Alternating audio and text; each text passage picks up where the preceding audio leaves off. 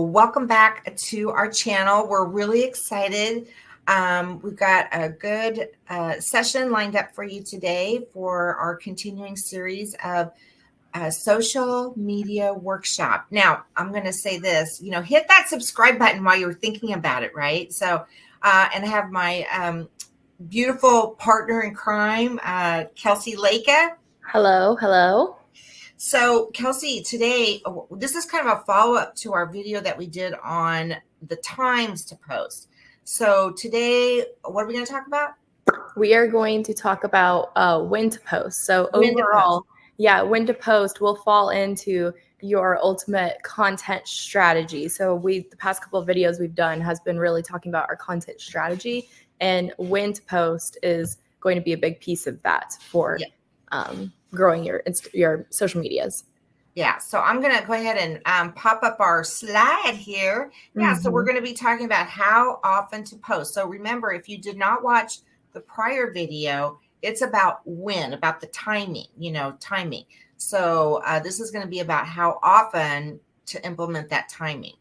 So the posting frequency, what does that mean? It just means like how often are you going to post on each. So each platform has different, which we're going to show you here in a second.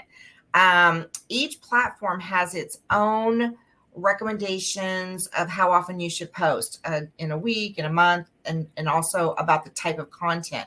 So really it boils down to your personal social media goals. What are you trying to get out of posting to social media? So for the best practice, it's really quality over quantity. And what is relevant to your audience? If you're just posting to post, you're going to have no growth. But if you post with an agenda, and again, when more geared towards when for your audience, when is a convenient time for them? When is it that they're more than likely sitting on their phone, just taking a minute from the day and just kind of letting themselves have that moment. And again, relaying it to your audience, but also back to your business. So you want to make sure you're putting out some really good content and valuable content, and not just posting to post, just, hey, I need to post this Monday, so I'm going to post Monday, and then follow up with, oh, I'm going to post Tuesday. No, there needs to be a plan of, again, how often, but the quality that you're putting out there. And is it relevant to your audience, and is it relevant to your business? And so the benefits of really, we're saying consistency, right? Is brand awareness, not only to increase, but improve. And Kelsey and I talk about this all the time with our clients, is that, it used to be, I'm from the day when people would go to the yellow pages or maybe your website. And, I think people do look for websites, but Kelsey, where do you think people are looking you up the most? I myself go to Instagram when I Google someone. Right. And you're actually getting ready to go on a trip. And so one of the activities you wanted to check out what people were really saying about it. So you went to the site. Even then, I feel like again, I reiterate Instagram, but or TikTok, but yeah, I'm taking a trip, and several of the places that the group has mentioned, I haven't gone to Google or, the web in general. I've gone to social media to look up what other people are wearing, what to expect of that location. So I definitely, as a younger generation, I don't utilize the web as much. Yes. And I'm going to throw this out there because I follow and listen to Gary Vee. If you don't know who that is, he's just an awesome, motivating kind of guy. But, there's a lot of talk about, older people, are they really on social media? And, maybe we don't post, like anybody who's over 40, and I'm quoting him, it's kind of a myth. It's just that we didn't grow up with, hey, I had a Coke today, right? I love the movie Easy A, and where the teacher goes, oh, raise the roof, so-and-so had a Coke today, Coca-Cola. So, but we use it, I think, for more information. And for me and my personal business, it's led to credibility. So I get public speaking because people look and they see, oh, okay, she might not know. No, she most of the time knows what she's talking about. And if I don't, always say I don't. But yeah, I think that it leads to credibility. Well, And real quick, we can stay right here, but this because increased engagement, also with that credibility, the more often you're posting with a plan instead of posting a post.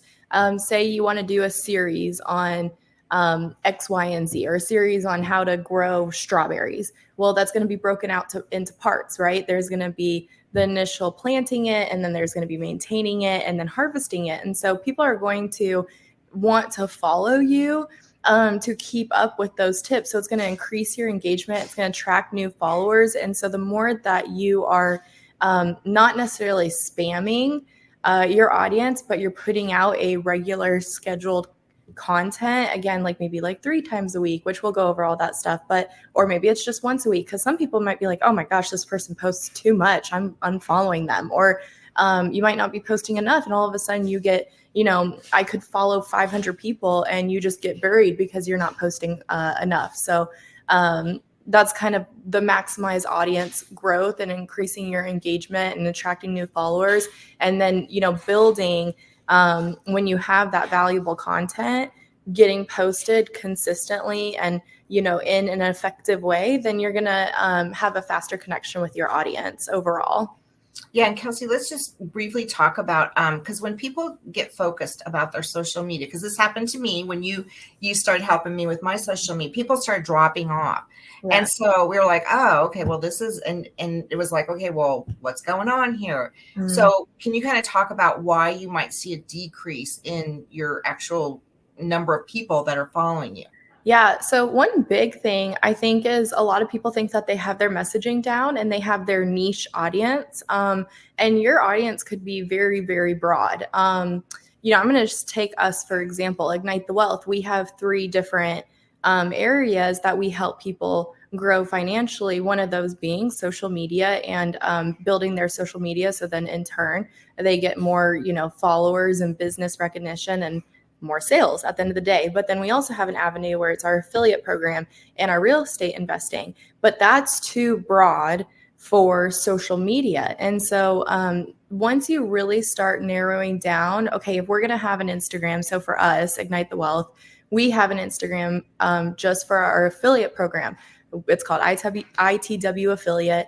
And so we'll just post about our affiliate program on there. And so, yes, we've seen fluctuations, or even in yours, like, for a while, people were just following Nancy Wallace Lobbs just because to follow Nancy Wallace Lobbs. But then when we really started focusing on our niche and our messaging is geared towards investors or, people wanting to own short-term rentals, yes, those numbers started dropping off because we started narrowing down our audience, and that's who you want. So it's not necessarily a negative thing to lose followers. Sometimes it's better because you're going to get more attraction from the people that are actually interested in seeing you. And then in turn, Instagram's or Facebook is going to be like, oh, hey, more people are interacting with Nancy Wallace Lobbs because she's putting out more short-term rental stuff, and you're going to get new followers just from that. So, followers dropping off is not a huge deal at all. I think people really get wound up on the follower count, and that's not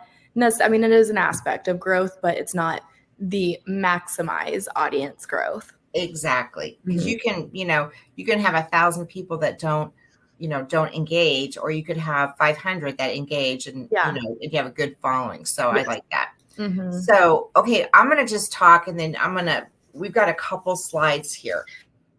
You can Google, and I'm going to let Kelsey kind of go into this a little bit more, but you can Google what's the best time to post on LinkedIn. And depending on what site comes up, you will get an answer. And it's not always the same.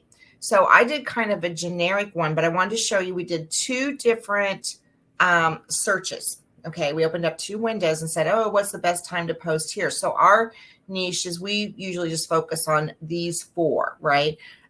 These are our 4 primary ones that our clients are doing, that I personally do, and all of that. So Facebook 5 to 7 times a week. Are you kidding me? And let me just say this, because another site said that if you post that often, people are going to unfollow you. And I know when I get people, posting like every day or 2 or 3 times a day, it clogs up my feed. So this is this is one site, and I'm going to show the next one. And Kelsey, I want you to kind of go in here because this one was just like, look at that. Okay, so you talk about this is if you had every single one of these, this is what your day would look like. So is that reasonable to even think people would have the time to do all that? I mean, I think that schedule is geared towards someone that has no other job, no children, no outside obligations outside of their business. And I don't know a lot of people like that. I know, some people that are full on into their business and they do make this happen. But I feel like typically it's just not realistic, especially when we live in such a world that, yes, social media is so important to our business now, and it's becoming a huge ingredient to the overall growth. But at the end of the day, like, I know some people see it more as a task and more of a burden that they have to post. And, that's kind of why people come to me, because they're you too, we don't have time, on top of all of the X, Y, and Z of owning a small business and being an entrepreneur. I don't have time to post like this just to get recognized. And so obviously that's where we help, because that's our, main job. And to, I always say I like to be an extension of your business. But it is, just to do a YouTube video per week. I've talked about it in the past. A video for YouTube is more of the longer videos. It's going to be like, 10, 20 minutes, 30 minutes, possibly an hour. And think about all the editing. So that's just one. And then, between Instagram and TikTok, what is the trending stuff? So there's so much behind that we've obviously gone into and we will go into, but there's so much behind just posting just to post. There's Instagram, you got to find a trending audio, you got to find a nice text, you got to find a good hook, you got to make sure you're using the right hashtags. For LinkedIn, it can't be too flashy, it's got to have just the right touch of personal and business. So I think that this is unrealistic. It's possible, but it's just it doesn't sound fun. It kind of takes the joy out of social media. Exactly. And not only that, I'm just going to kind of put my 2 cents in here. I think because this is just saying posting. Okay. This isn't even about creating. So if you added creating in there about how long it would take you to do, because again, in the beginning, we talked about, you don't want to just be posting to be posting. You want it to have, quality over quantity. Yep. So if you're actually creating valuable content and posting like this, you're not going to have, I would like to meet that small business owner that is doing that, because if you're a person that has, less than 10 employees, it's doubtful that you have time unless you have a dedicated person. This is probably like bigger companies. And my audience, not just one. And your audience might not even be on all these channels. Yes. You know what I mean? So, yeah. So we just wanted to show you an example. Now, Kelsey, I'm going to let you talk to everybody about where they really should focus their efforts. So I think, overall, like when we talk about how often to post, the consistency, what you're going to post, that again falls under your content strategy. And so really doing the research of, okay, what platforms are unique to my business? What platforms are going to be able to help my business? And maybe pick 2 to 3 and focus on those. And then from there, make sure you're coming up and, a plan and a content calendar, which we do have one for free for download that we've developed that has, it was created back in April. So it's got all of April to December. It's got posting ideas, but ultimately that's going to be so helpful. And then it kind of gives you a schedule. Okay, I know what I'm going to put out this day. I know what I'm going to put out this day. And then, platforms, they can help schedule and things like that. And so really putting your efforts into the quality of what you're going to post and when you're going to post, and making sure you're not spamming your audience is going to be huge. And I think I think that's one of the best things that you can do for social media. Mm-hmm. Yep. I agree with that. Mm-hmm. So, well, and then how about some tips for staying consistent? So, I think it boils down to just making time. Am I right? You have to make the time to create the videos. You have to make the time to, put it all together. You have to make the time to plan it. Kelsey, what do you want to add there? No, you really hit it. It's just making the time and like knowing that you're going to have to block out some hours during the week dedicated to social media. If you want the growth on social media, and you don't have it in the budget to have that extension, or if that is something that you do, then like maybe that's something that you consider, because that is something that, you know, social media managers and that we help do a lot of is, you know, having that content calendar already created for you, all the posts and things like that. But it's really just taking the time and planning, you know, what is your goal, what, you know, researching what platforms do you want to, what is your audience wanting and things like that. So it's really just planning. Yes, it is. It is. And I'm kind of just going to, you know, in closing here, you know, want to thank everybody for staying with us. But, you know, we have like 2 plans that we work with people on. So the first plan is growth. So if you're looking for growth, you know, we have a plan where Kelsey and I will help you with your social media strategy, and we'll streamline the process. Okay. Or maybe you just need brand awareness. And with brand awareness comes growth.